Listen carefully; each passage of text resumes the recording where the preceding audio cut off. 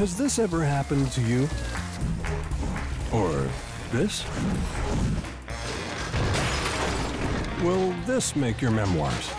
At Shelter Insurance, we can't iron out all the glitches in modern life. But we can manage your auto, home, and life insurance just fine. Shelter Insurance. We're your shield. We're your shelter. Get the insurance coverage you need at the right price. Call Mark Manning today.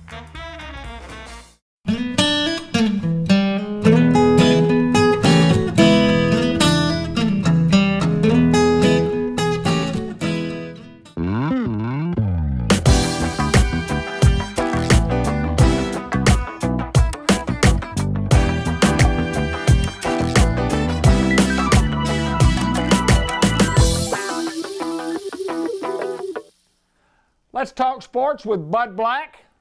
I'm David Black, and it's brought to you by each and every month by the Bank of England Mortgage Company, located in the Village Mall. Kenny Thaxton at 495-3931, member FDIC, an equal housing lender.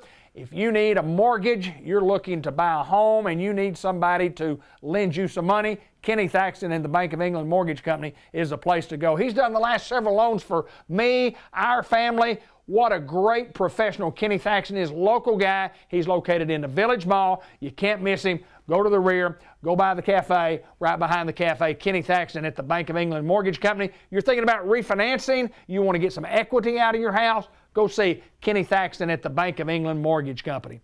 Something very, very, very important in my heart is coming up. We again are going to go back and do Greyhound Classics. Well, what are Greyhound Classics? Well, 10, 12 years ago or so many years ago, we put together some of the old football games that we had on VHS tape and played them back on our website. So we decided that, man, I've got a lot more Greyhound Classics since that time, and we're going to do a series of Greyhound Classics in the month of April, May, June, July, and August. We're going to try to do we're going to do a couple of games each month. And you say, well, what are some of the Greyhound Classics? I get to looking back in our library of football games, I think there are some fantastic games in that library. I look back at the 2000 and Newport versus Searcy, 2000 Newport versus Arkadelphia. We've got the 1981 Newport versus Alma state championship game. We've got some footage from the 91 state championship game. The 1997 Newport versus Wynn football game that was a classic football game over at Wynn. The 1994 Osceola football game at Osceola, where the Hounds were just dead in the water and came back to win a football game. Lots of great Greyhound Classics coming out. And we've got some new ones, just a couple that we're going to start off the year with, or start off the season with. Newport and Harding in the 2016 playoffs. What a great classic battle that was. And then, of course, last year's Newport versus Glen Rose. A 4 seed knocking off a 1 seed, a couple of great Greyhound Classics. Those are going to be coming up. We're going to play them on Cable 15 TV. We're also going to be putting them on our website at cable15tv.com, on our YouTube channel at Newport Cable 15 TV, and of course on our Facebook at Cable 15 TV and my personal Facebook page. We're excited about these Greyhound Classics that are coming up. Great sports. It's going to lead into a season, the 2018 football season. Coach Mark Hinesley and his crew, his group, they're getting ready. They're working hard right now. It should be a great year, and we thought nothing better than to do Greyhound Classics leading up to the season. All coming up right here on Cable 15 TV. Bud Black on Sports, David Black, brought to you by the Bank of England Mortgage Company, member FDIC.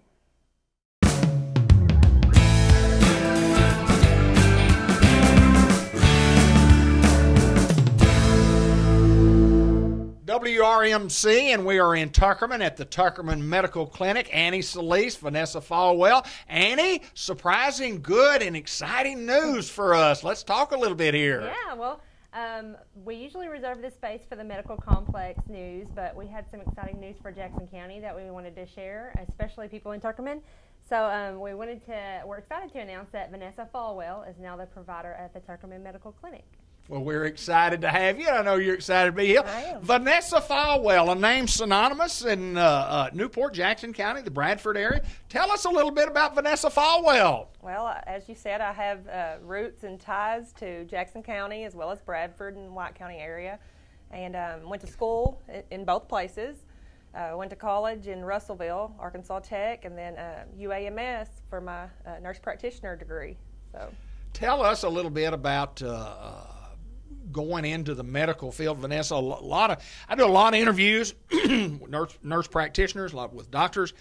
Everybody's got a story. Right. When did you think you might want to get into this field, and really, what spurred you to want to do that?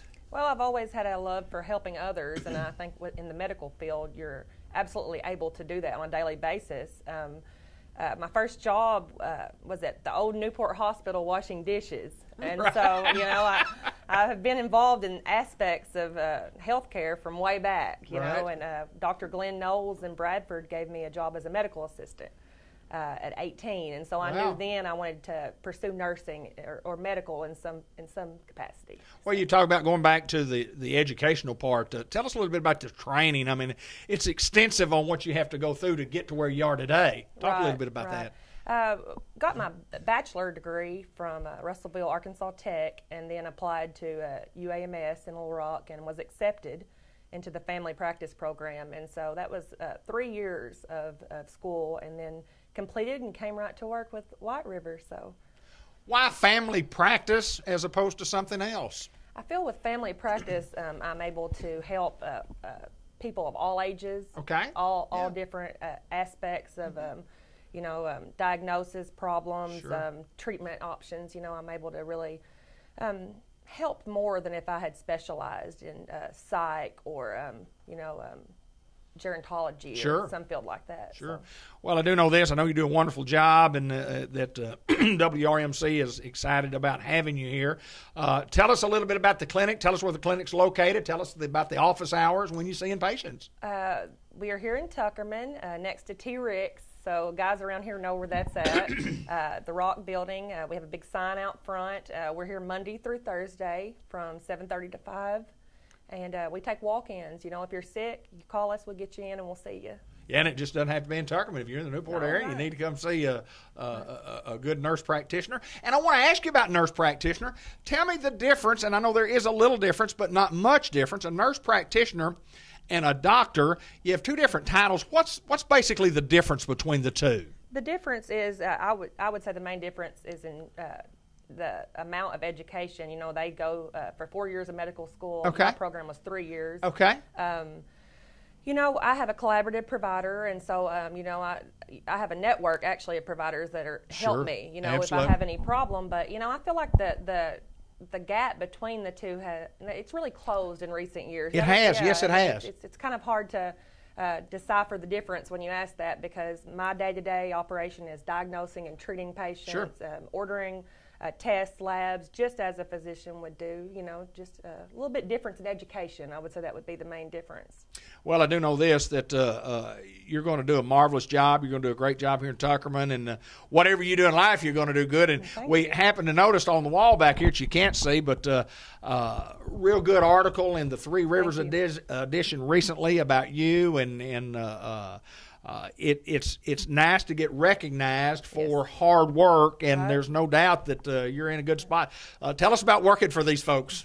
Well, so far I love my job. Right, I really yeah. do. I'm excited to get here every day, each day I've had good patients, good people to work with. I definitely have a good crew here in the office with Rami, who works up front, and Tanya, my nurse, and they have been a huge help, and they really have a love for the community and for White River as well as I do. And I think I made the right choice working for White River. I have not regretted that. No doubt about that. Annie, anything else that we need to cover on the program today? I guess the number for the Tuckerman Medical Clinic is 870-624-2892 if you need to make an appointment. Annie Solis, Vanessa Falwell, we appreciate you ladies taking time and letting us come visit at the Tuckerman Medical Clinic. If you need us, you know where we are and how to get in touch with us. Thank you, ladies. Thank you.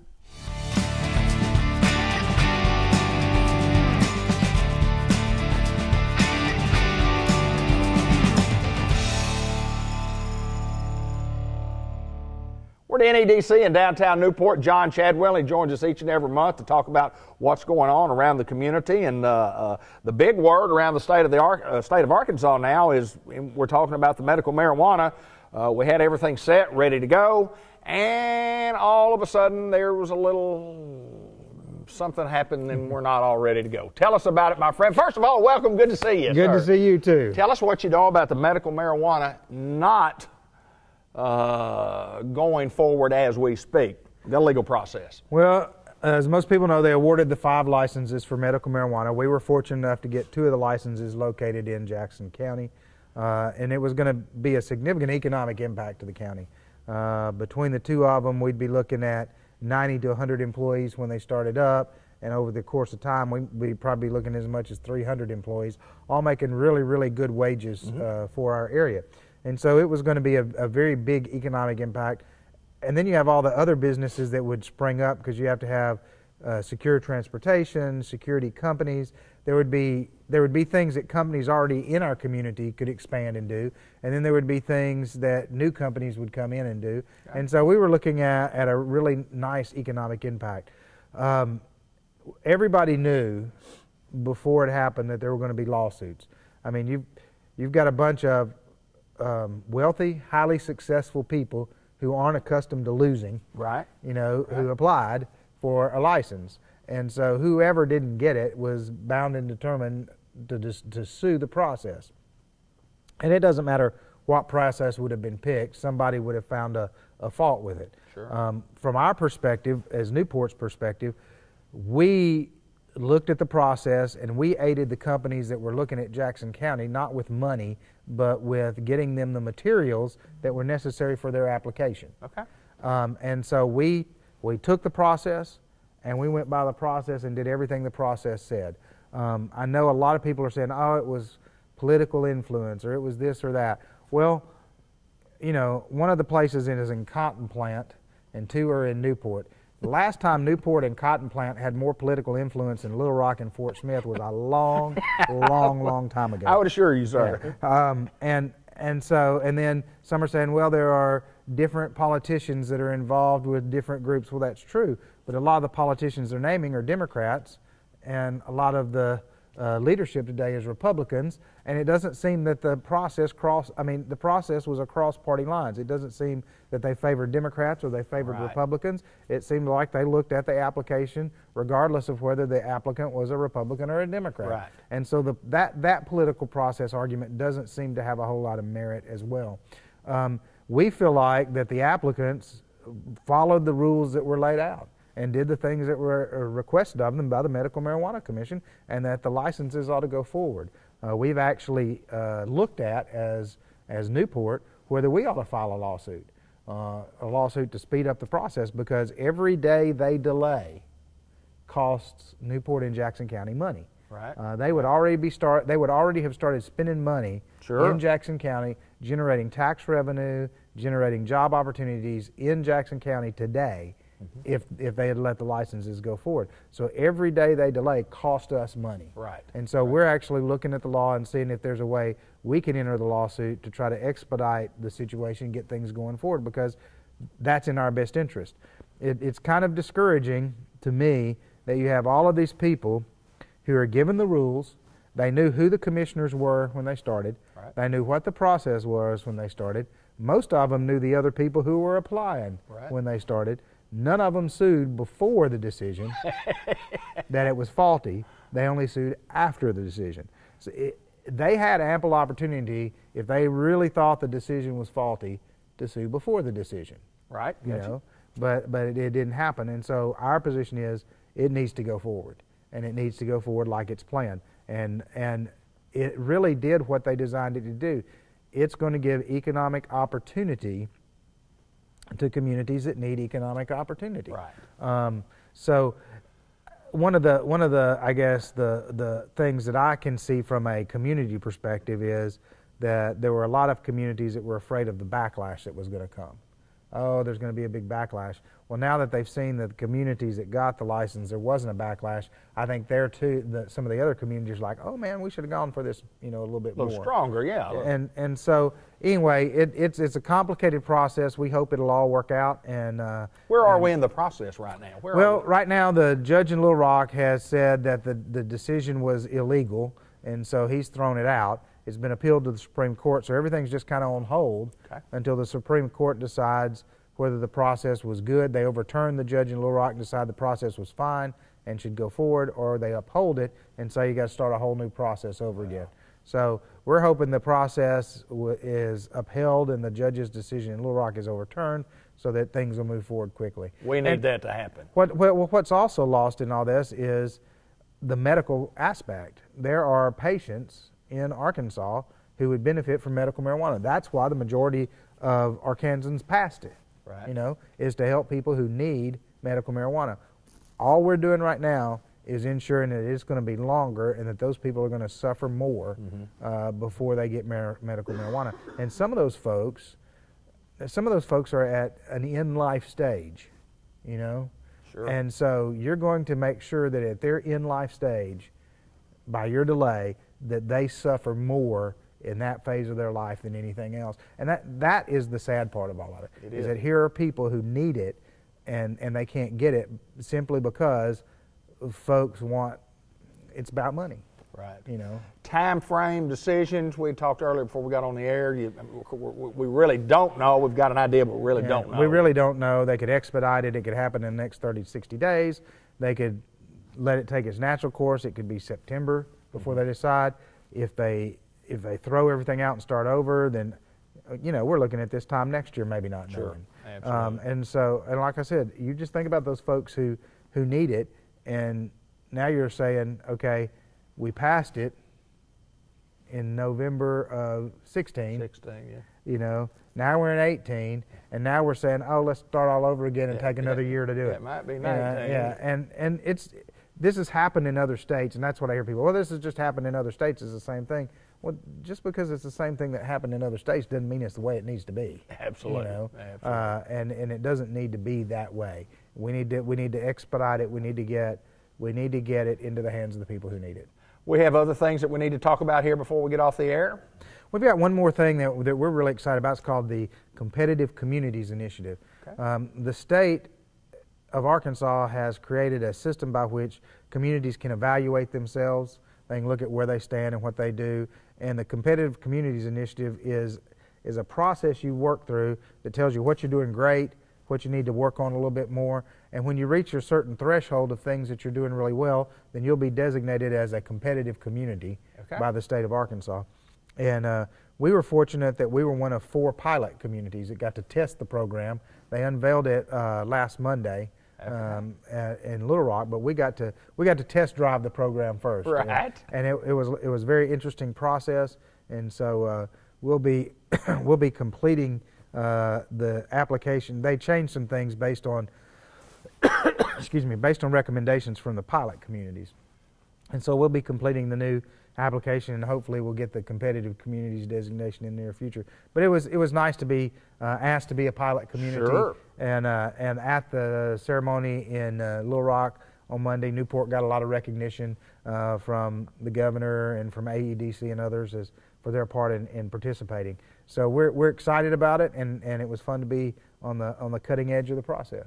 Well, that's where we want to be. We want to continue to work. We're working for the folks in in our community, and that's what it's all about. We're trying to do good. We are doing good. Just sometimes you just have a little curve in the road and a little bump in the road, and it takes a little while, but we'll get there, my friend. We will. John Chadwell, NEDC. Good to see you, sir. Good to see you. We appreciate you watching. Let's continue on with more of our show.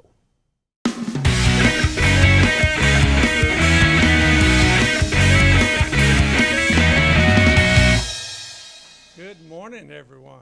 Glad that you all are here, and God's given us a nice day. It's about 80% chance of rain, but everybody's gathered around here. What a special occasion. I've kind of came through here at a time just before things started getting renovated, and it is a gorgeous place. Gorgeous place. But welcome. I'm glad everyone is here. We've got a short program ceremony. A couple individuals are going to make a few comments. But I do want to take a moment to recognize some individuals. And so thank you all for being here. But from the community, David Stewart, Mayor of Newport, and he will have some comments that he will make. I don't think Jeff Phillips is here. but we hope that he will be able to make it. Julie Allen, Executive Director of the Chamber. Everybody knows Julie. Thank you very much for supporting this event and being here. Dr. Larry Bennett, Newport School Superintendent. We're glad that you're here and been so instrumental in this facility and the transition of this facility for this special event. I think we have young kids. No, we've got old kids. Is that what we have? And O.W. Fletcher, Frank Rogers Construction Project Manager, made it here. Thank you very much. Very instrumental in being here and helping to rebuild this place. From White River Area Agency on Aging, that really sets the tone and the course of excellence in so many senior programs all around this part of the state. Ted Hall, Executive Director, he's sitting down because he's got about an hour-and-a-half presentation, so he's going to be standing up here and making some comments. Brad Cummings, Chief Financial Officer. Brad, right there. Michelle Mitchell, Director of Senior Services over there. Darlene Fowler, Senior Care Coordinator, right next to Michelle. Judd Eccles, Community Health and Wellness Coordinator, right there. So the threesome are right there. So that's good. White River Planning and Development Council, Mitzi Hargan, Director of Community Development Department, right there. We're glad you are here. Carrie McIntosh, Project Administrator, right next to her. From Unity Health, Dr. John Henderson, Chief Medical Officer, back in the back. Dr. Shohan, Chief of Staff here at Harris. Glad he's here. John Chadwell, Advisory Council Chairman, Director of Economic Development. And I know everybody doesn't know John. Billy Keaty, Advisory Council of Unity Health. Nanette Cooper, Director of Jackson and Woodruff County Senior Centers, right back in the back. And Dr. Jackson, OB-GYN, has probably delivered everybody in this room back there in the back. Glad, and his wife are back there. We're glad that, I hope I didn't miss anybody. And if I did, it's my fault. But the reality is you're all special guests. And we go around the room and recognize you. Thank you all for being here. It's a special day. I think we've opened this up, try to get all the bugs worked out. But hopefully that you'll really enjoy this event. The agenda are as follows. I won't introduce each one. I'll kind of go down the list. But and then as they complete their comments and remarks, then I'll come back and have some closing ones because I know you're all here for the food anyway. So the mayor, David Stewart, will be here and make a few comments and remarks to recognize some individuals, a plaque presentation by Ted Hall, and then I'll come back up and give a few comments. I want to just say that Darren Caldwell would be here and do what I'm doing and do a whole lot better job. He is flying out to look at computers, so you see who's the computer illiterate one. You got stuck with me for this event, but take a moment, Ted or David. All right,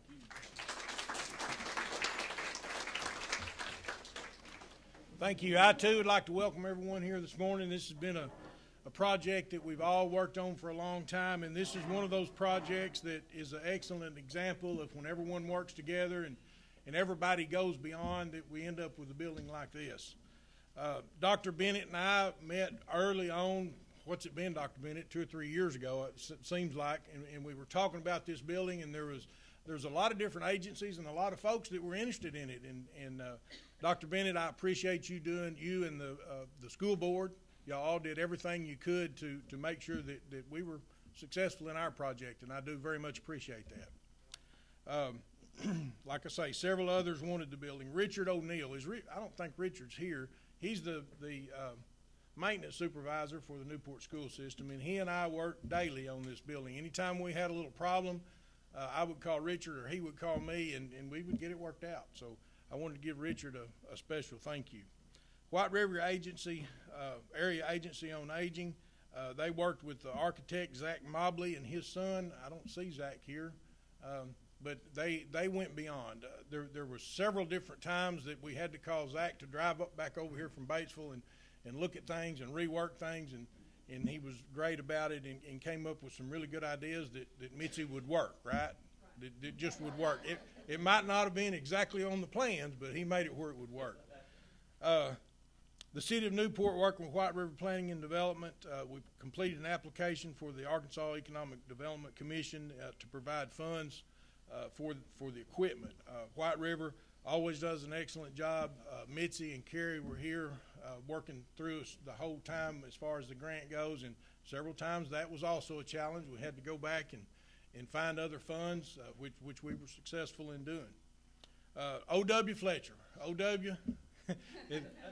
He worked with Frank A. Rogers Company, and they did the whole reconstruction, and we worked with ADC, Arkansas Department of Corrections. They sent inmate labor out here, and then we demoed this building and kind of started over from scratch. And it seemed like we were on the phone. I was on the phone with O.W. 2 or 3 times a day for weeks. But anyway, we worked it out. And O.W., I know that you went beyond on this job, and I appreciate that very much. Let's see, Unity Health. I can't thank y'all enough for taking care of our senior program here in Newport. We worked with y'all throughout the whole project. They did an excellent job preparing everything, and Nanette Cooper, she's done an excellent job as a manager since she's been here. She hit the floor running and is really taking care of everything. Again, this building, I think, will serve our community and the entire county well into the future, and I appreciate everyone that had anything to do with it. Thank you.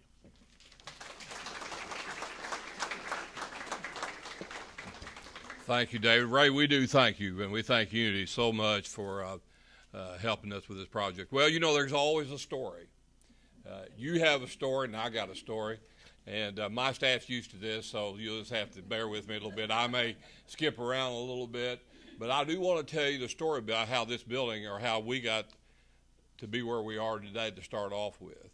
I was talking to David Black, and I said, David, we need a place for these seniors. And he said, well, let me think about it. So he actually visited with Dr. Bennett. Next thing you know, we got the mayor involved and the school board. Now I don't know if you know Dr. Bennett, but he's like, I mean, I understand this. I'm an old retired school superintendent, but he was very cautious about what we were going to do and what we're going to use this building for, and who's going to pay for this, and who's going to do this, and all those kind of things. But we worked it out. But I will, Dr. Bennett, I will remember the school board meeting that I didn't fall. I did fall at the meeting. I messed my face up. But this is another meeting. But Dr. Bennett had the board, and I think everything was going okay. But the next thing you know, David stepped up and Miss Margaret stepped up, and it was just like, you know, this thing's going to be okay. And so the board really stepped up with Dr. Bennett's leadership, and so that's how we got started. And then David's told, we're not going to go back through all this, but we've had so many people help us on this project, and we just think it's going to be a great place. Now, you have to understand, I have board members here, David, so I got to recognize them. They're my bosses, okay? So I've got, so we have an advisory board member, Mr. Woodrow Turner. Mr. Turner, you raise your hand. And then we have a board member, where's Miss Harriet Riley from Searcy, and Joel Pritchett, also a board member from Searcy. So we have 10 county area, and we have great board members. They allow us to work for seniors. And that's what our business is, and that we don't have to worry about Democrat or Republican. What we ought to worry about how we take care of seniors. And that is our goal, and I think that's what everybody's here knows what we try to do. And we do that every day. We have 800 employees, and probably about 650 of them are in homes right now serving people, cooking and doing the kind of things that seniors deserve. So we're just great being here. Mitzi, you and Carrie, and you know, y'all were just great in this project to help us, so we thank you for that. So I think we've all got everything covered, and that's about the end of my story. Other than that, David, if you'll come forward, and O.W., if you'd come forward, because we want to recognize you for a job well done on this project. And O.W., David said it, but he found doors where we didn't know doors were. He took care of things we didn't even know they took care of. But he works for a great company, and we just say job well done, and we do say thank you very much. You're welcome.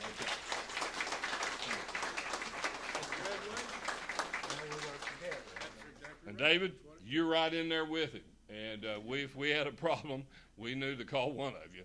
And so we just so proud to be able to say thank you and say job well done to you. And so, David, we want to present this to you.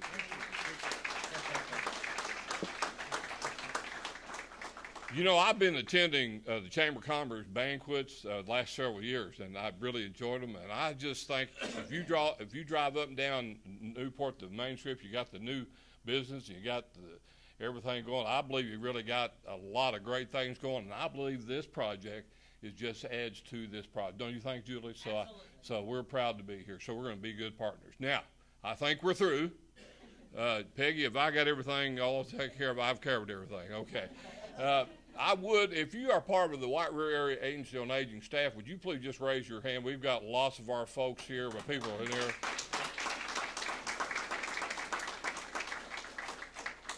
We don't run this facility, Unity does, but we make sure we're backing them, and that's the beauty about working with this project. So, Julie, I think we're really, unless Ray, you come up, and then we're about ready to cut the ribbon. So I think we're through, sir. You ready to cut the ribbon?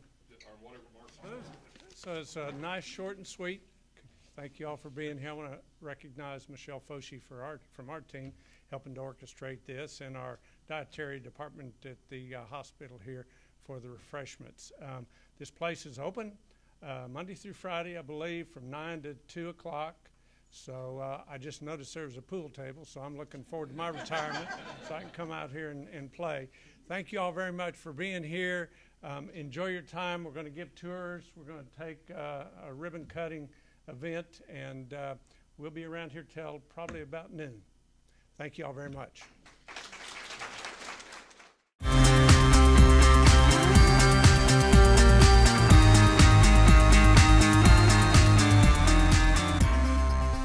This is Mr. Tommy Bain. He is my friend. He is my good friend.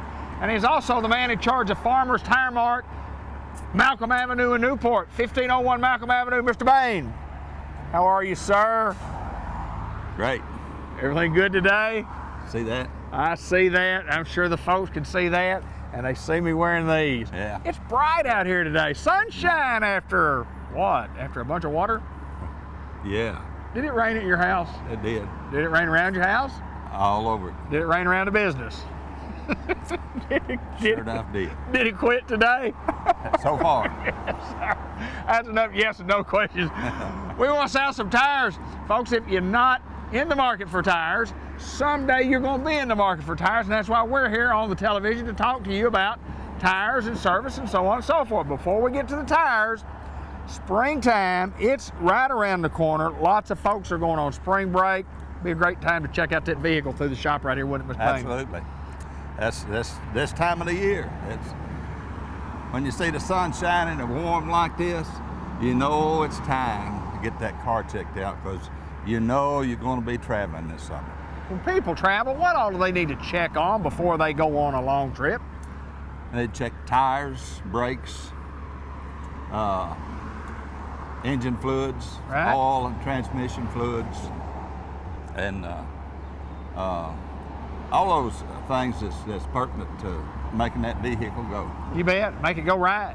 One thing we don't want you to do is get down there on the road somewhere and get out of town there a couple of 100 miles and something goes wrong, and then somebody pulls you into the shop there and they go, well, what normally would have been a real inexpensive job to use some pre-maintenance up there in Newport, Arkansas, I'm going to charge you about $500 to get it done here. Yeah. You olarky. Well, take care of your car now. I've heard that story before, you know. Yes, it happens, doesn't it? Yes, preventative maintenance. Folks, that's the key to the longevity of a car, is providing that maintenance when it's time to do it. Don't wait till after it breaks down and then decide to get preventative maintenance, because you're too late. That's repair time. That's repair time. And you can prevent a lot of those repairs from happening by doing that, by having us check it out, bring it in the shop, let us make sure that you got plenty of oil, let us make sure your tire pressure is good. And that's something we talk about sometimes from time to time. tire pressure in an automobile and how it affects the performance, not only one, fuel mileage, how the wear and the tear, just checking the air in your tires. Yeah, absolutely. And a lot of people don't realize the importance of air pressure and the correct air pressure in a tire. It makes the tires get more mileage and ride better traction. Sure.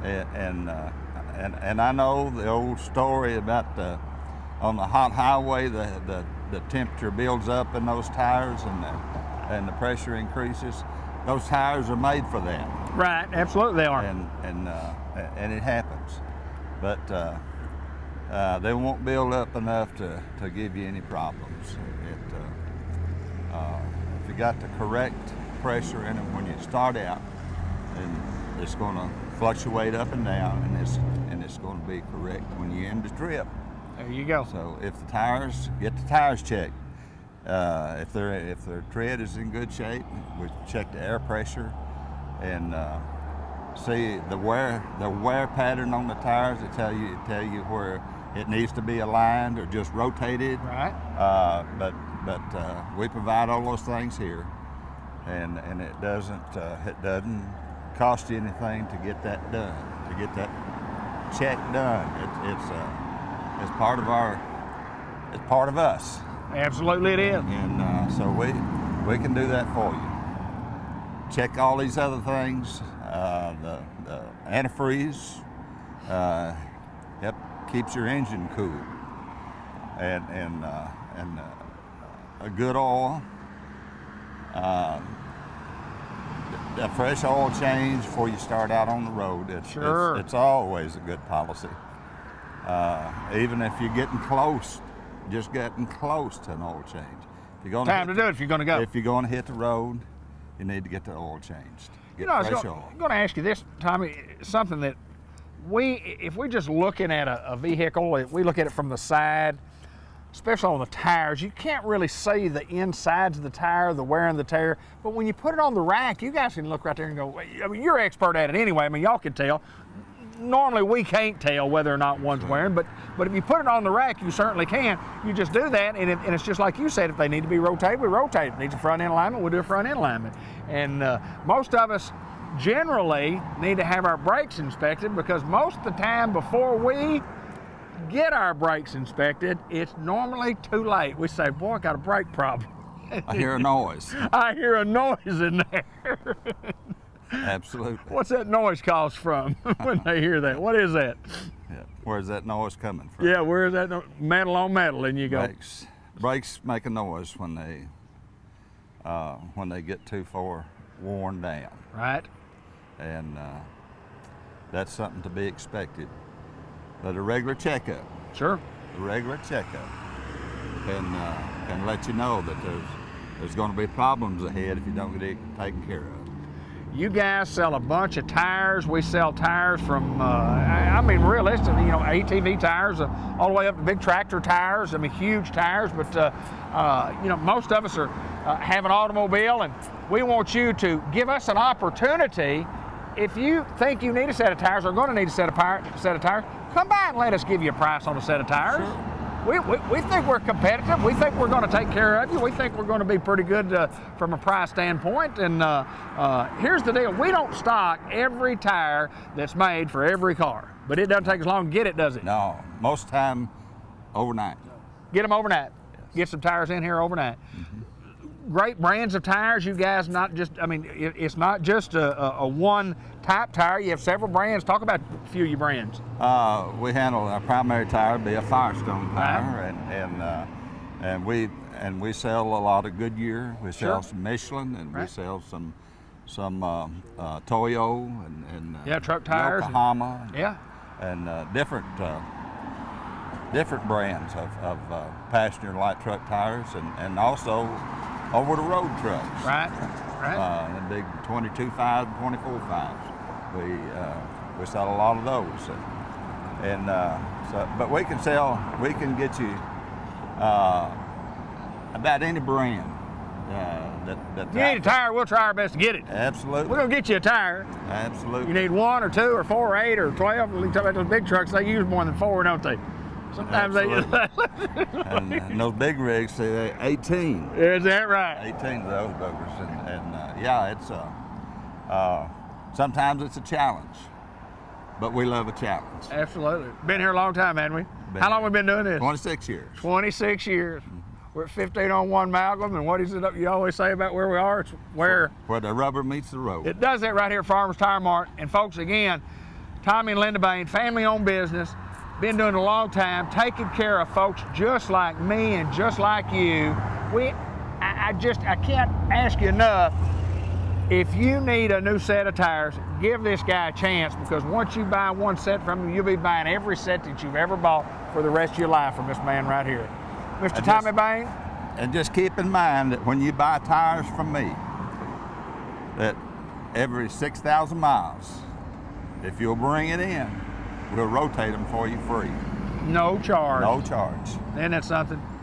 Just buy from him, no charge every 6,000 miles. Where the rubber meets the road. Tommy Bain, my friend, as always, good to see you, sir. See you. Miss Jan Jackson Maris joins us from the Jackson's Funeral Home at the 1900 block of Malcolm Avenue, and it's always my pleasure to get to see you, young lady. It's the highlight of my month. Oh, well, thank you so very, very much. We come in, we get to visit, and the good thing about it is we get to visit about a lot of things prior to getting on the air right here and talk about life and good things going on in life. And so how's things going? How's my friend Rhett Maris? Tell me about my friend Rhett Maris. Just fine. He's Rhett's just good. fine. Rhett is good. Rhett spent a lot of years out here himself. He has spent a lot of years out here, about 30. Yeah, and been and I didn't even think about I want to talk about Rhett. We didn't even say that we were going to talk about Rhett, but I want to talk a little bit about Rhett. He has a job that is important as any job in this organization. Oh, it's very important, and it's a very difficult job. Tell us what he does. Tell us what Rhett does. I know some people out there that know Rhett real well might not think he does a lot, but let me tell you what. Tell us about Rhett. What Rhett does, he actually manages Jackson Griffin Insurance Company. Right. He manages the investments of it. He and Eddie Bonds work in tandem with a lot of the book work. He communicates with the Arkansas Insurance Department. They do monthly reporting, they do quarterly reporting and yearly reporting, and it's not a little tiny report. They're huge 3 and 4 inch reports. You know, there's a lot of work and a lot of thought that goes into everything that's done with the insurance company, because we just quite frankly protect it. Right, absolutely. And it's a very good company. It actually was started from the Griffin Burial Association when my dad bought Harrisburg Funeral Home. So, and it had an insurance charter, and that's where Jackson Griffin Insurance Company came from. Really? Mm-hmm. And Rhett, when he first came to work here, he worked as a funeral director and worked funerals. And then when my dad died, because Rhett and Dad had shared a lot with Eddie, with the insurance company, we decided for Rhett to go full-time in '96. So that's been 22 years. Wow. He's been doing that full-time and taking care of the insurance company. And it's something I don't have the mentality for or the patience. I don't like that. When you get and I'm very grateful that he's smart enough to do it. Absolutely. Rhett, highly intelligent, and he has a job that's highly regulated. It's very regulated. And so you got to cross every T and dot every I, and he's the type of guy that will do that. He will do that. Yeah. And the thing is they change their I's and their T's every month. Right. Gotcha. And so that would frustrate me greatly. I would not be able to do the job that he does. But I'm real proud of the job he does and very grateful for him. We want to also talk about monuments, because we don't talk about that a lot. Yeah. We don't let people know enough that we have monuments here. You don't have to go anywhere else and buy a monument. You don't have to go anywhere, and we can personalize them with photographs, with etchings. We've done some beautiful benches. Yes.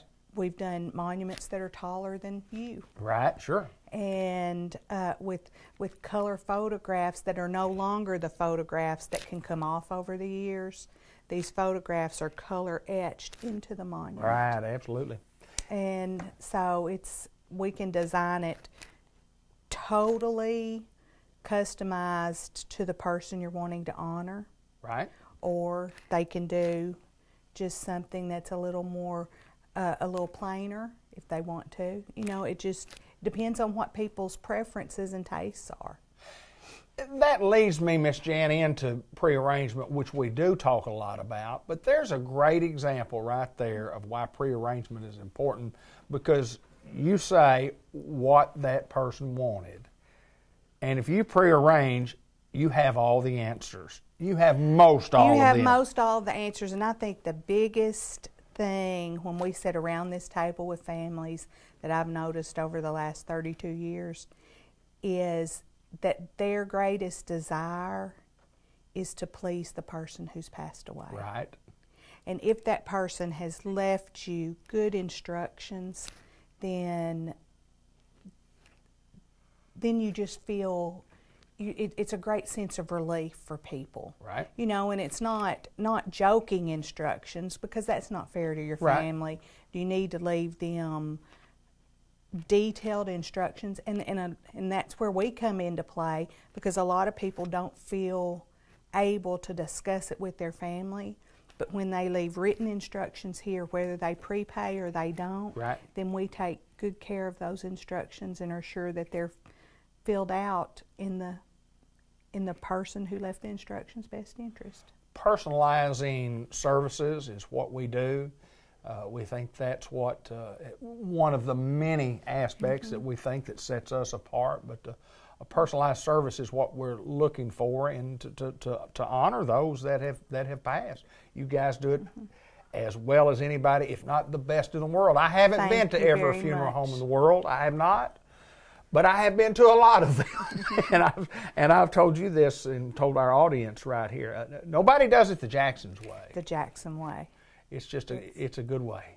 Thank you. We had good teachers, and I'm grateful for it. Every time I come to a funeral or a visitation, whatever the case may be, it's just a little different. It's a little special. It's just I know it's going to be good. I know it's going to be good, and I always get to see you and say, another good job, Miss Jan, because it's always good. Well, good to see you again. There's lots of people it takes to make that happen, and I want to give them credit, because that you can go to 100 different places and 100 different businesses, and you won't find a team any better than the people that work here. They are absolutely wonderful, and I'm grateful for every one of them.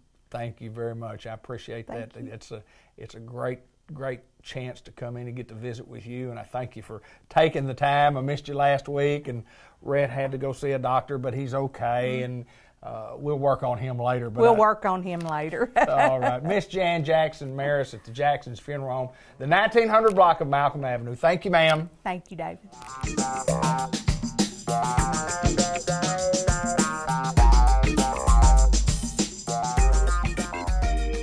Merchants and Planters Bank, the North Branch, Newport, Arkansas, and it is a busy place, as it always is, but you get convenience and you get service, and the reason we do that is because of people like these two. This is Marion Hockaday. This is Martha Edwards. Ladies, welcome to the program. Thank you. First of all, I want to find out a little bit about y'all. Most of us that do business with Merchants and Planters Bank know who y'all are, know how long you've been here, but Marion, tell us a little bit about you and how long you've been at Merchants and Planters Bank. Well, I'm Marion Hockaday, and I've been with M&P Bank for 25 years. I'm a customer representative / teller, and I love working for them. Martha? Martha Edwards. Been here how long? How long you been here, Martha? I've been here 17 years. Wow. Started out downtown as a loan assistant. Right. Moved to our Swifton branch when we opened it. That's right. And then when Vera retired from here, I started working here 6 years ago, I believe it was. Yeah. Okay. Well, I do know this experience has made the difference in Merchants and Planters Bank, and especially at the North Branch. And talk a little bit about this branch. We have done some additions to the back, which makes it more convenient for us to use the drive-through windows. Talk about that and how much easier it is for us to use the drive-through windows here. It's definitely a lot easier. Yes, it is. As most people know, before we did the addition, the drive around, it would get backed up past Sit-Go over here beside us. Would take long time to get through the drive-through. Right. Now it pretty much it flows easily. It does flow easier, and there's a way in. It's a longer way. You can get out from the teller machine on the far side over there. That's a tremendous convenience. And Blue Jean Friday. Who wants to talk about Blue Jean Friday? Well, that's one of our fundraisers that we do. Okay. At M&P Bank, where our employees get a chance to contribute to the March the Dime. Right. Okay. Right. And so we do that, and we raise anywhere from $2,000 on up. Wow. Yearly. Wow. Good deal. Blue Jeans for Baby. And plus, it's also a way we get to dress down a little bit on Friday. There you go. There you go. Well, Friday's a busy day. It's a busy day every day. Friday's a busy day. What is it that you have to do to take care of customers? Because as we sit here filming, there are people, we could see the drive-through, we could see people coming in and out. What makes it easier? What do we have to do? What are y'all's job responsibilities to make people pleasant and get in and out of here? I mean, we just kind of wait on one customer at a time. I mean, it would, if customers had their account numbers ready when they got here, that would make it flow a little quicker. But, it's really not a problem. We can look it up, but just being happy, waiting on one customer at a time. Yeah. When you say that, I noticed how you looked at me, and then you looked at Ben. And we're probably two of the many that say, we don't have our account numbers, but could you ladies be so kind to look it up for us? And you go, oh, I know it. I know it. I don't have to look it up. And we don't mind doing that, but it would make it flow a little bit faster. And, we have a good group of customers. They don't get really irritated because they have to wait a little bit. Right. And something that's so important at Merchants and Planters North office, we're conveniently located. We're in the central part of the community, but Saturday banking has been big, big, big, and you folks do a marvelous job. Who wants to talk about Saturday banking? Well, Saturdays are pretty steady. Our hours are from 9 to 12, and I think it's a good thing for our customers because there are some customers that can't get to do their banking during the week, so with us being open, that helps them out a whole lot. Yeah, and I know, banking has changed. Banking has really changed. The world has changed. The technology has changed. It's you can pull up, and we mentioned earlier in the broadcast here, you can pull up to a machine and get money. Right. The machine will pay you money. Yeah. And such convenience, and we have that here. And let me ask you this, Marion, if there's something that without banking, tell us something about you that maybe most of us don't know. Well, back in 2006, I met President Bill Clinton walking down Madison Avenue. We stopped, got out, waited for him to get there, and got pictures and hugs with him. Is that right? Yeah. I don't guess I've ever met a president of the United States. That's pretty cool. Martha? I haven't done anything near that.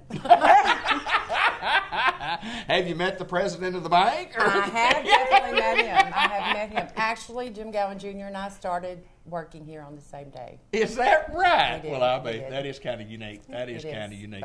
Well, the experience of working here I know is fun, and when you put in the years that you ladies have, Merchants and Planters Bank's doing something right, and a lot of fun, is it not? It is. It's a great place to work. We, everyone's a family here. Of course, everyone gets along. We squabble occasionally or whatever, but it's a great place to work. We have great customers, great employees, so I really wouldn't want to go anywhere else. Well, the North Branch is not only the place to go, but Merchants and Planters Bank in general.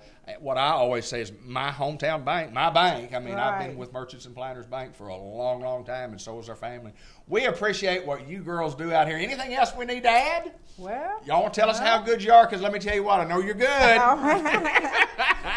We'll just continue that tradition. There you go. Martha Edwards and Marion Hockaday, Merchants and Planters Bank, it's kind of hard for me to say, out at the North Branch here in Newport, doing marvelous things for our community like they have for many, many years.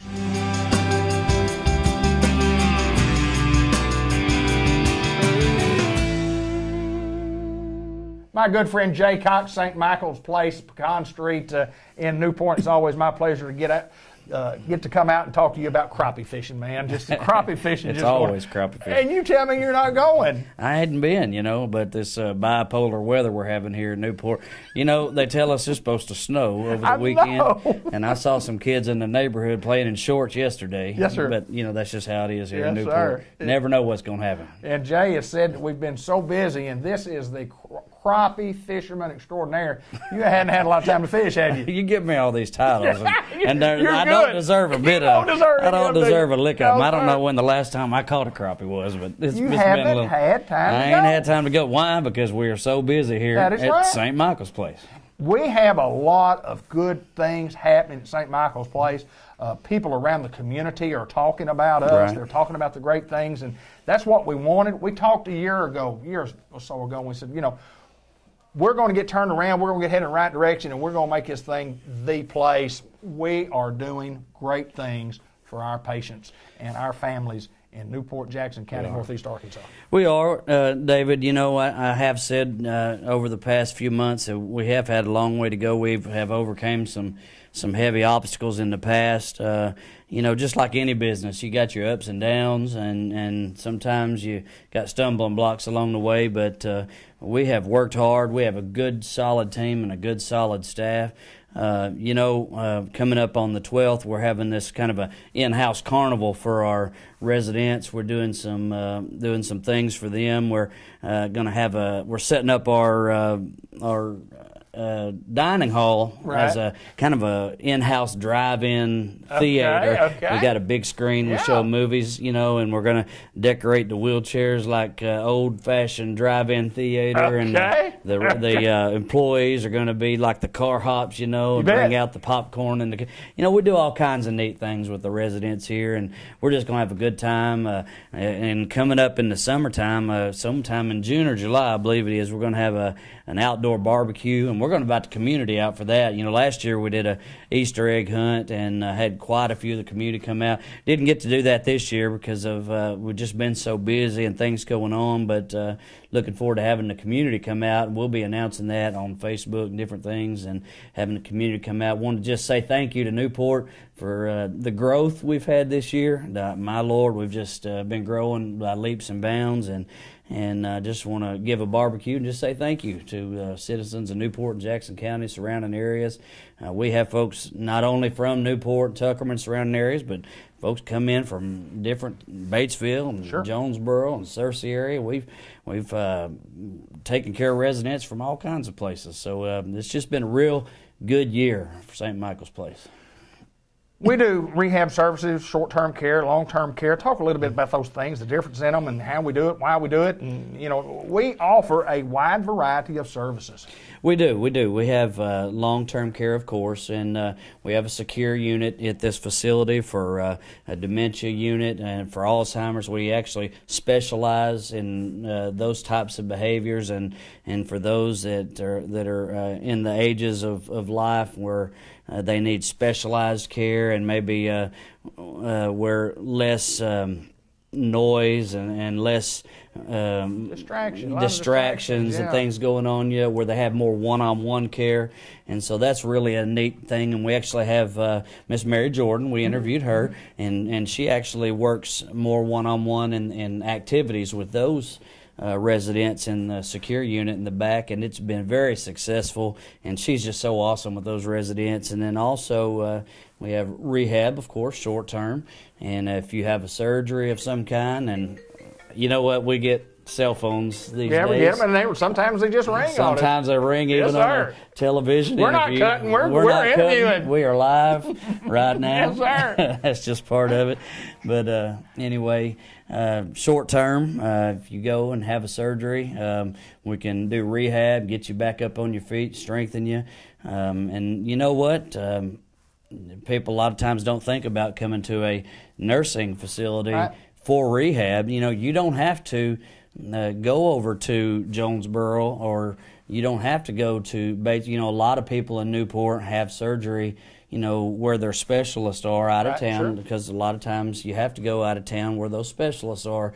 But you can actually come back to Newport and do your therapy here. So you don't have to, you know, travel back and forth. And especially if you have family back here, it's hard on your loved ones, you know, to go visit you in the evening, you know, when they get off work. But if you do your therapy back home, you know, you're right here. Sure. It's all local. You know, they can come see you at night, different things. So it's a big benefit to having everything local. We have professionals, certified specialists, and we can get you back up on your feet, get you back home, and it's all right here in our back door. We've been here a long time. Our facility is very nice. It's been remodeled. Looks good, smells good. We have plenty of staff, and we are well over the state minimum, you know, and that's one thing that a lot of other facilities, you know, they don't have enough staff to take care of the residents they do have. Sure. We actually staff well above state minimum, so Right. there's plenty of people to take care of our residents. We want to invite you by. We want you to invite you to come by and look at our facility, and let us give you a tour of the facility. Come by and see it. Show you how we work on a day-to-day operation, Right, and right. during the day when things are going on, and just to see what we're doing. We're doing great things at St. Michael's Place. Yes. There's no doubt. Yes, and we want you to come by anytime. Call me directly. I'll set aside a time, and I'll walk you around myself and show you. There's plenty of staff here that'll walk you around and give you a tour. Matter of fact, if you'll come around mealtime, we have excellent food here. That's one of the things people brag about, and we'll even take care of your meal for you, and we'll sit down. We'll even treat you right if you come out here. So just come check us out, St. Michael's Place, 1311 North Pecan Street. Jay Cox, it's always my pleasure to get to visit with you. And I knew the first time that I interviewed with you, and you told me what the plan was and what the goal was, and I said, well, that'll work. I'll guarantee if Jay Cox has got his hands on it, it's going to work. Thank you, my friend. Give it our best shot. St. Michael's Place in Newport.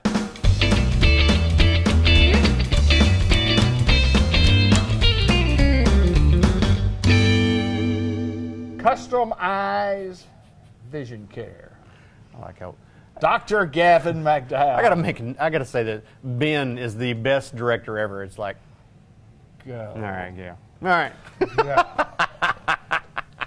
We do well though. You do. When he says go, we go. If y'all would see the production crew behind that camera, it is amazing. I mean, the amount of staff they bring in for this lights.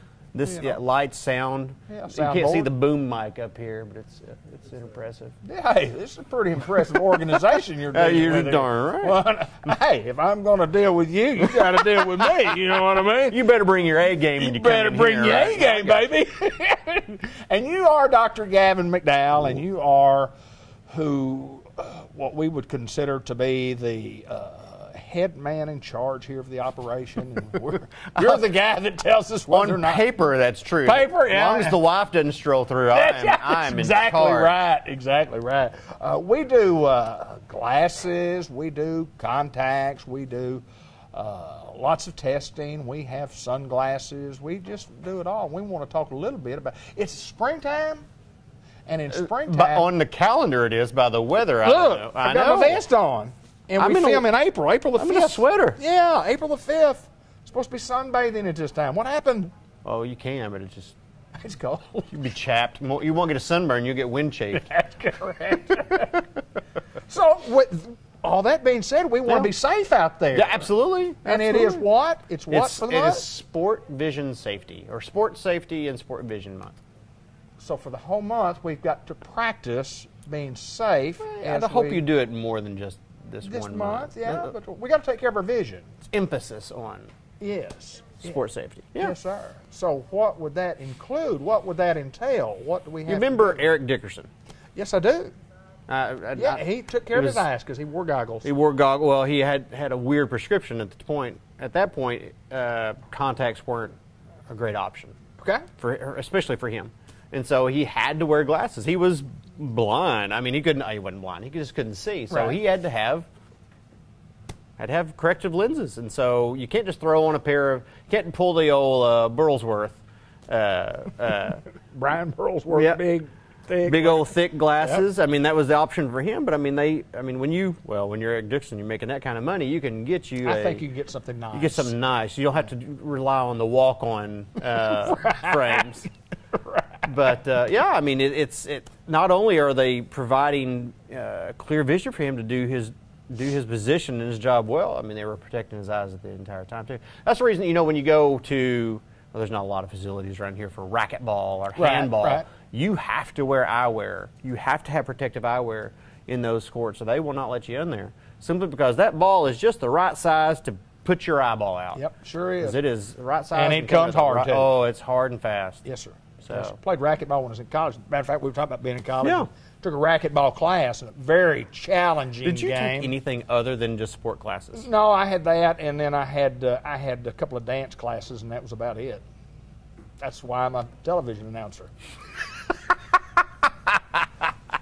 You got to get educated, man. You got to get educated. This is true. They had ballroom dancing available. I took ballroom dancing. I took folk and square dancing. Can you still do the moves? The I don't. I think I cut class or something because I don't. Folk and square dancing I took. Yes. This is a family show, so if you mind. Oh, okay. Never mind. We're talking about safety of the eye. I'm talking about FOLK, folk and square dancing. Okay. Yes. I got you. Miss Alta Barnes, Miss Smallwood over at Arkansas State University. And nice. Had Dr. Sugg for a few classes, Dr. Darby. Dr. Sugg. Yeah. Some good folks, Arkansas State University. Graduate in 1978. There's another Dr. Sugg. I believe is there really? His son. Really? He's an optometrist in Heber Springs. Is that right? I'm going to go see him next time I'm in Heber Springs. You need to. Because I really admired that guy. I really admired. Real quick story about college. Forget your dollars that you're spending talking about eye care. Yeah. I needed 4 hours to graduate in the summer of 1978, and Dr. Sugg was my advisor. Okay. True story. So I enrolled. I can't even remember what the one class was, the 3-hour class. But he says, go enroll in beginning swimming. I said, well, Doc, I've had intermediate swimming, and I've already had advanced swimming. And he looks at me and says, I know that. I'm your advisor. Go enroll in beginning swimming. And I thought, this is not going to work. So I went and enrolled in beginning swimming. And when I came back to the first class of beginning swimming, he says, how many of you people can really swim? And about half of them, or maybe a third of them, well, I can swim a little bit, And then there were some that couldn't. He took the ones that couldn't swim at all and taught them how to swim. And I took the ones that could swim a little bit and taught them some of the strokes and things that I'd learned in advanced and intermediate swimming. Look at you. I was a college instructor before I was a college graduate. So what else do you want? Those poor students. Yes. Safety of the eyes. Safety of the eyes. This is sport vision, yes. I taught that in that. That's what I was referring back to. I tell them, so you must take care of your eyes, or open up your eyes in the water. This is the sports safety month. It was June, I think, but we kind of carried over from April. What else do we do? Sunglasses, I assume? Sunglasses, I mean, sunglasses are an important tool. Should be used year-round, even when it's slightly cloudy, right. Especially when there's snow on the ground. Mm-hmm. I mean, you cannot imagine the damage that UV rays are just producing all the time. Right. It doesn't have to be sunny. And you don't have to just look cool in them. I mean, they serve a purpose. Yes, sir. That was odd. We planned that. Hey, we're good. Oh.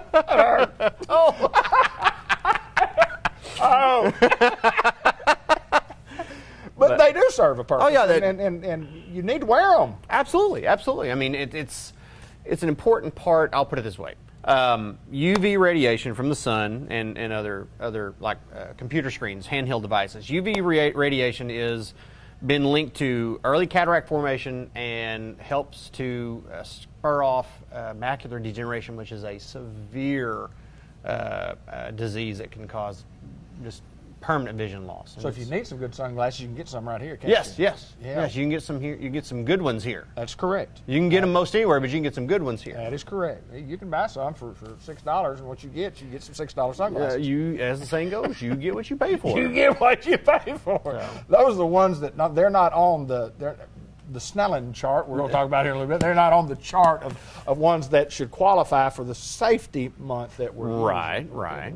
It is safety And on month, top of that, with the most, even the sunglasses we have, the sunglasses frames, if you have a prescription, if you have to have corrective lenses, almost every pair of sunglasses we have, we can have those lenses made with your prescription in it. Absolutely. So you don't have to sacrifice clarity for comfort and safety. There you go. So yeah.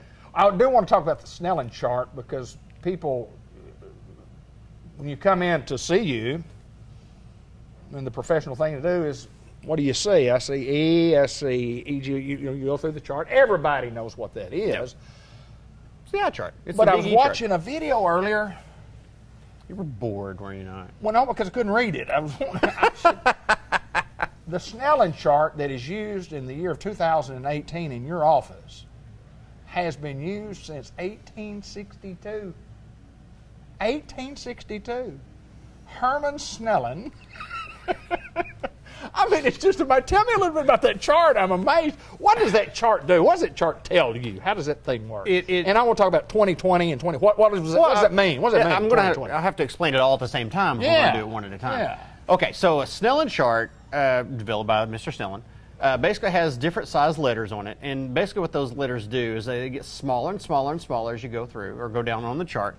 But the great thing as they go down is that the lines in the letters themselves, the characters themselves, the lines get smaller, thinner, and they I'm trying not to get too technical here.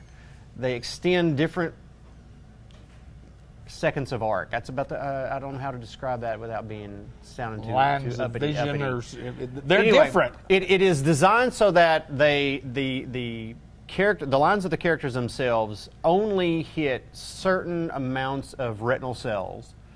So therefore, you can say your retinal cells are packed to a certain level where you can see this and you can see this, see this. So it basically breaks it down to where you get to 20/20, and we have 20/15, 20/10. So I've had 5 patients in my life see 20/10. Explain what that is, because it's so unique. Okay, so 20/20 is basically, we kind of give that gold standard as a person who sees normally, who has normal vision, can stand 20 feet away from something. And if you stand next to them at 20 feet, you can see the same thing. Okay. So I have 20/20 vision. That means I'm at 20 feet, I can see something. Our standard guy who can stand at 20 feet and see that thing, we see the same thing. 20/80 means I stand 20 feet from something, but that normal person can stand 80 feet and see the same thing. Wow. So 20/10 would mean I can stand 20 feet and that normal person has to get closer to it to be able to see it. So 20/10 makes your eyes a lot better than the norm. Exactly. A lot of baseball players, a lot of baseball hitters have better than 20/20 vision.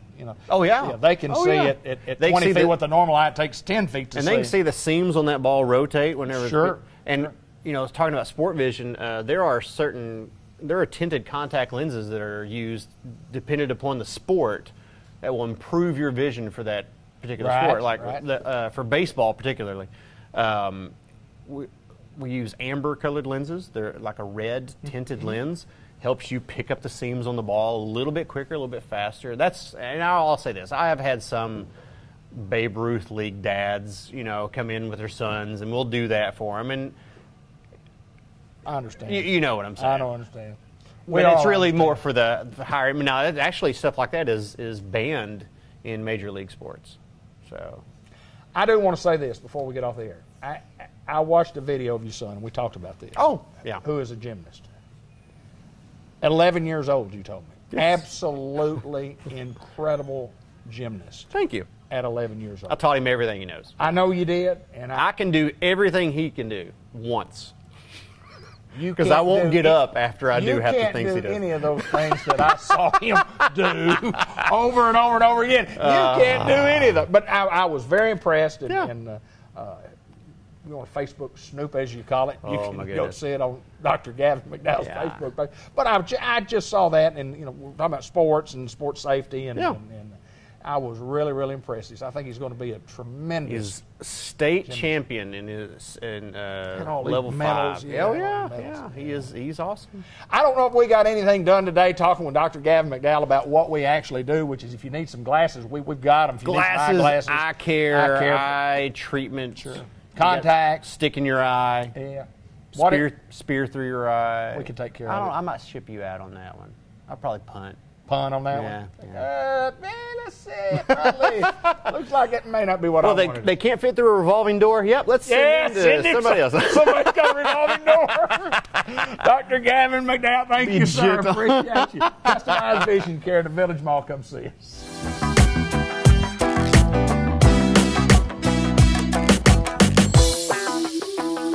Hello everyone and welcome to the April edition of the Farmers Supply Association Agriculture Report. I'm Randy Klepechka, agronomist with Farmers Supply Association. Well, first thing, as always, want to give a little crop update, and always that usually includes a weather update. We're taping on April the 4th and really off to a very slow start crop-wise in our area. We've had chronic rains. It hadn't been a lot of heavy rain in March, and we did at the end of February, but we had rain in March, but not a lot of heavy rain, but just enough kind of to keep things chronically wet. On top of that, especially the last half of March was very cool, much below normal temperatures. We're going into April with even more below normal cool temperatures. So, those two things combined have led to not a lot of planting. We have a few growers here and there, pockets of areas, and individual growers who like to plant early regardless, and some of those guys have got quite a bit of planted, but overall planting's probably well below normal for this time of year. We've got time, it's not like it's the end of the world, but if we sure want to get a lot of things done in April if we can, and a lot of time to get that done if things will straighten out. I want to talk probably more today about soybean production than anything. And ways to improve yields. There's been a bigger emphasis on soybean production and improving yields over the last few years. Several things go into that. I think one of the big things is the yield contest that we hear about, and farmers breaking 100 bushels and getting those high yields. And that just, piques interest. And I think that's what the purpose of these yield contests were, just kind of get some interest on ways we can improve our crop yields, and I think they've done that. Another thing is the decent price we've had for a while now. Beans hanging around $10. We keep hearing every year they're going to go down, to 8 or lower, but they haven't done that yet. So, if we can maintain these, decent prices, certainly we'd like to have them a little better. But if we can maintain those $10 type prices or a little better, certainly that helps with interest and helps farmers, look at ways to maybe spend a little more money and make some improved yields. Speaking of the yield contest, the one in Arkansas is called the Go for the Green contest. It's been going on for several years now. We've had a lot of guys break 100 bushels. Every year, the people that enter that contest, it's requested that they fill out a form talking about their production practices for that year. They're not required to do that or anything, but many of them most of them fill out these forms and talk about their various production practices, what they did, and maybe some things they may have done different to try to achieve these high yields. So what I've done is kind of gone through that booklet and some of the production practices of the winners, and just kind of want to review some of the things they've done, and maybe those are some things that'll pique some interest of some of our farmers. If they're not doing these things, well, maybe they can do some additional things, and not all these things cost any extra money. Maybe it's be timing or something like that. So maybe you'll get some ideas of some things you can do to help improve your yields.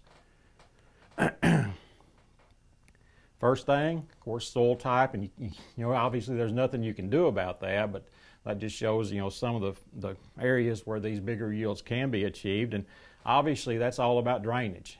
Generally that's going to be a sandy loam soil, maybe some silt loam soils are going to be the key ones here as far as the internal and external drainage. We want water to get off the field, and we also want the field to dry out after the water's off of it, pretty quickly, because beans do not like waterlogged soil, so obviously that's very, very important. Another thing that most all of our producers do that are in these contests and win, and most of our producers have really adopted this over the past several years, is bedding the fields up. And in these contests, what we found is most of these guys bed up in the fall. And the key thing there is that allows them to plant earlier in the spring. And what we found, another big finding in all of these reports is almost all of these winters, and even the ones that are in runner-up and things like that, were planted in April. You know, used to we planted beans in May and June.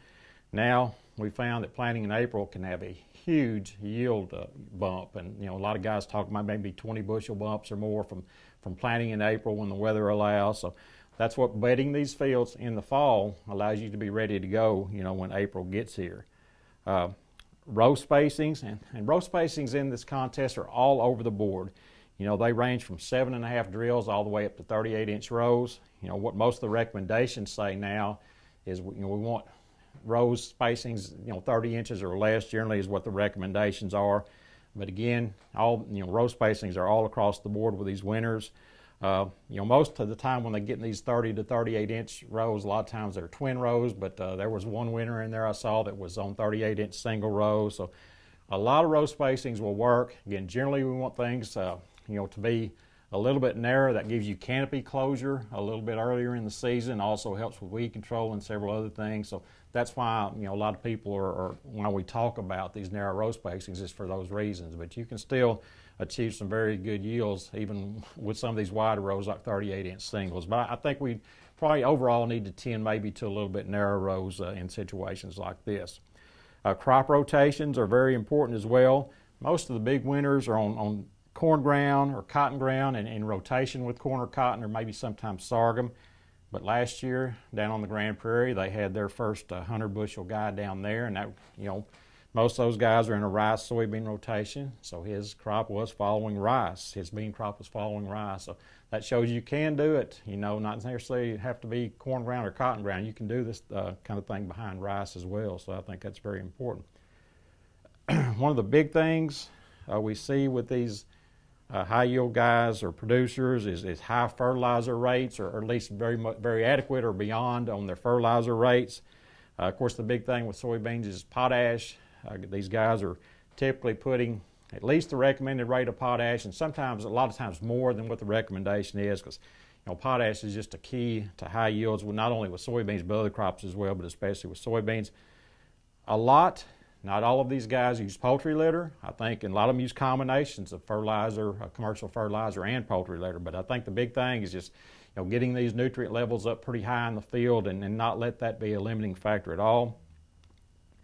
Micronutrients also very important in a lot of cases. You know, especially in our area, boron is a big deal. So a lot of guys are getting boron out there some way, whether it be a spire fertilizer or a foliar type boron application.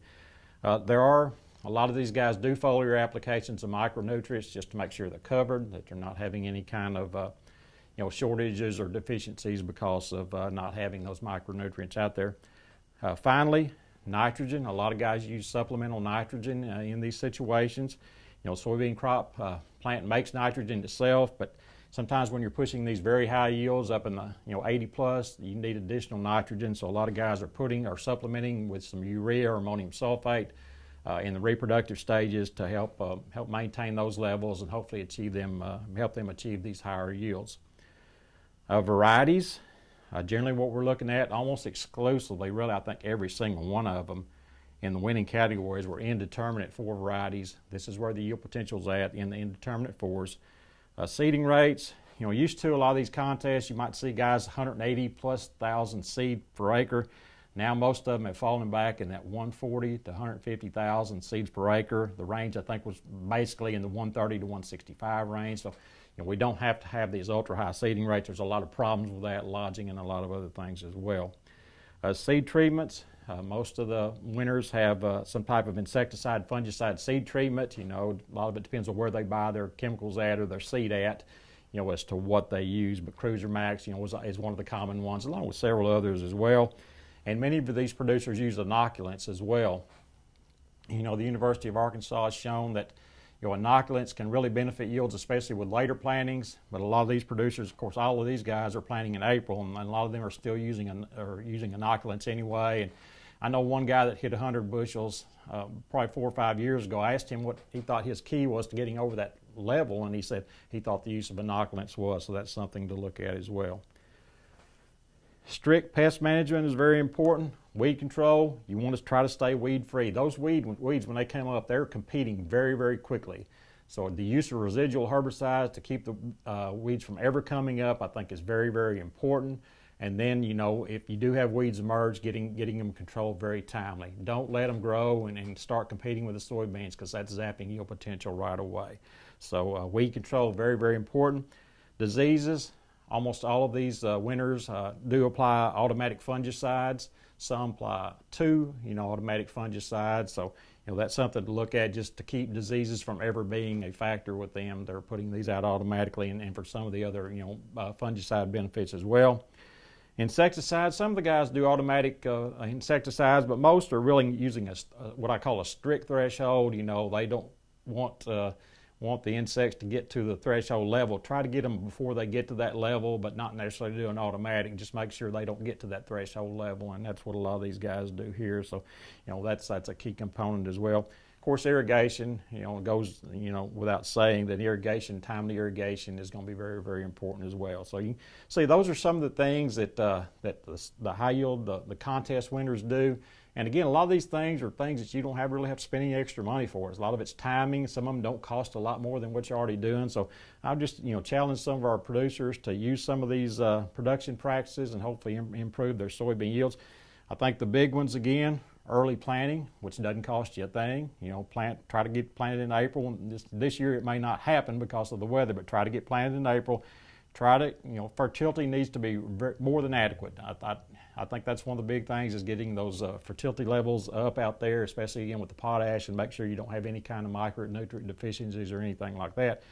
And of course, the indeterminate 4 varieties. So those are the big things, and I think use of some of these things, or all of these things, can help improve your soybean yields. So if you have any questions on any of this, you can contact me through Farmer Supply Association. And this has been Randy Klepechka with your April edition of the Farmer Supply Association Agriculture Report.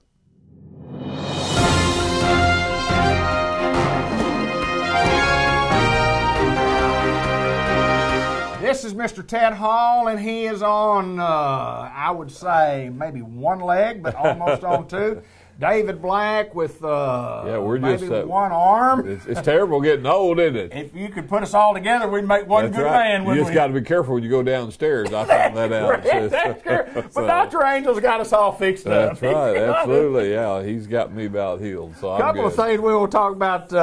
Had a big day over Newport the other day, and then we'll talk about our business as a whole. But talk a little bit about the first of all, I want to appreciate you and Ben being over to the senior center there. We made a big splash last Thursday, and we had a great crowd. Ray Montgomery from Unity emceed that, and of course the mayor was there, and he had a few good words to say. David was very instrumental in making that project, as was O.W. Fletcher. O.W. Fletcher. And we recognize those guys for doing a great job for the senior center, and we just thank the Newport School Board and Dr. Bennett, and of course that had to go all through there, and I kind of recognize you because I know you, and we need to find a place for those seniors. And the state was telling us that we probably need to expand our operations there in Jackson County because there's opportunity there. And so we want to provide a place that, number one, is larger, and then also just try to provide more services. And of course that's through Unity, and that's our job at White River Area Agency on Aging, is that we serve through what we call the pass-through money comes through us, and we have the responsibility of making sure those senior centers in our 10-county area, and Unity runs that for us. So anyway, we appreciate everyone that was there. We had a great crowd, and so we look forward for that program to expand.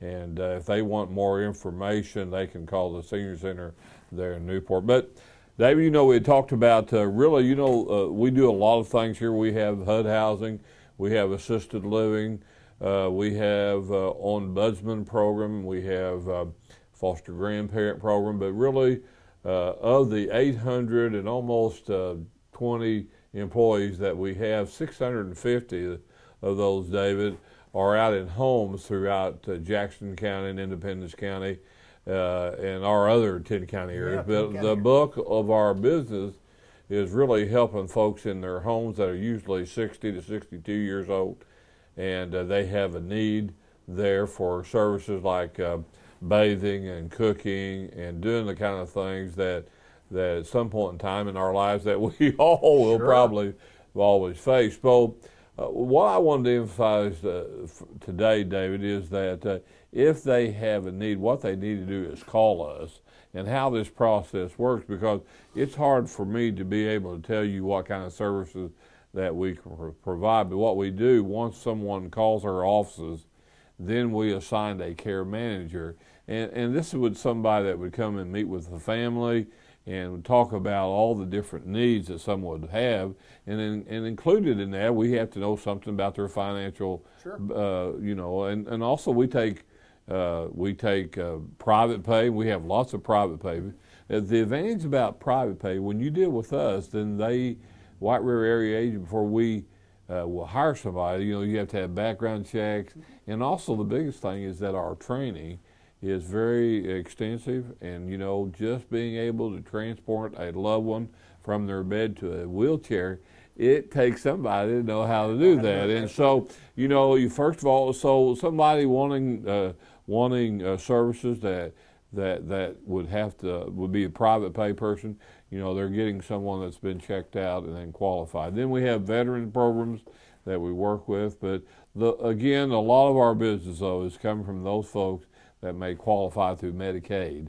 Right. And so, but before we know all that, then they need to call us, David. Absolutely, sure. And they call us, and then we send a care manager out, and then they really try to work with the family and decide what needs to take place.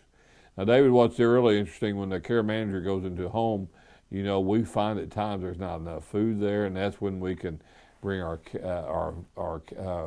Meals on Wheel programs into the homes and those kind of things. So even if they'll see rugs or extension cords laying around that could cause a fall, and that's the number one problem that you get in the 60s and over.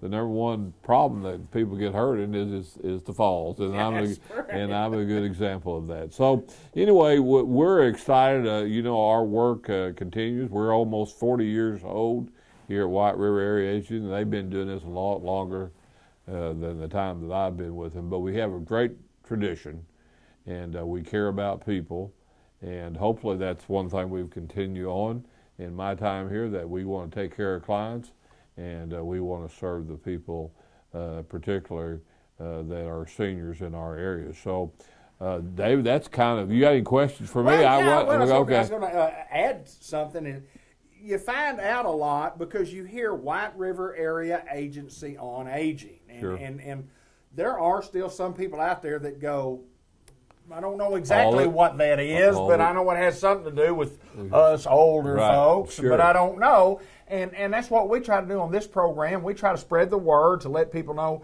But when the time comes for the need, then they know it. Absolutely. Absolutely. And, you know, they can call us here at our corporate office. That'd be 870-612-3000. Okay. And then we can direct them to wherever they need to go. But they can call there in Newport, 870-523-4982 would be that'd be 870-523-4982, and that would get to our Newport office. So we got a great staff there, and they understand Newport, they understand Jackson County, and so we want to make sure that people know about that and give us a call if we can serve them. Certainly here in Independence County, it would be 870-612-3000. So again, that's we can get them to where they need to go. So, David, we have lots of calls, and sometimes we can't serve them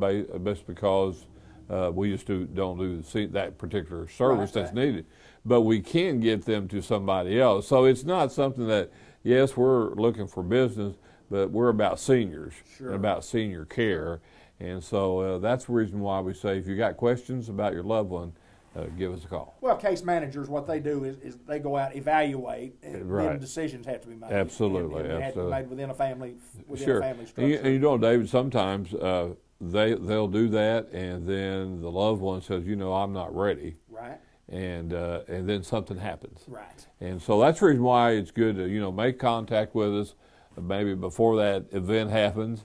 And again, we always talk about this, but we really become busy after a major holiday because the loved ones have come home and they see something a little bit different about mom and dad or whoever. So, but anyway, we're here ready to go. Mr. Ted Hall, Thanks, it's sir. always my pleasure to get to see you. Absolutely. That's hard for me to say. Executive Director of the White River Area Agency on Aging.